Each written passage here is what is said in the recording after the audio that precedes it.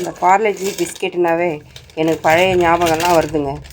பாருங்கள், இந்த பார்லேஜி பிஸ்கெட்டு 3 ரூபா. எனக்கு தெரிஞ்சு ஒரு 20 வருஷமாக 3 ரூபாயில் தாங்க இருக்குது. அன்னிலேருந்து இன்றைக்கி வரைக்கும் 3 ரூபான்னு தான் இருக்குது. எத்தனை பிஸ்கெட் வந்தாலும் இந்த பார்லேஜி ஈடு ஆகாதுங்க. இதெல்லாம் என்னோடய பழைய நினைவுகள்ங்க. இது என் குழந்தைங்கள்லாம் குட்டிஸாக இருக்கும்போது இந்த பார்லேஜி பிஸ்கெட் ஒரு ஈவினிங் டைமில் ஸ்கூல் விட்டு வந்தோடனே ஒரு 10 ரூபா கொடுக்குங்க. அப்போ எதிரில் ஒரு கடை இருக்கும். அந்த கடையில் ஓடி போயிட்டு ஆளுக்கு ஒரு பிஸ்கெட் பாக்கெட் வாங்கிட்டு வந்து டீ வச்சு கொடுத்தனா அதில் தொட்டு சாப்பிட்டு சமத்தாக உட்காந்து படிக்க ஆரம்பிச்சிருவாங்க. அந்த பழைய ஞாபகம்லாம் எனக்கு வருதுங்க. இந்த பிஸ்கெட் பார்த்தாவே எனக்கும் ரொம்ப பிடிக்குங்க.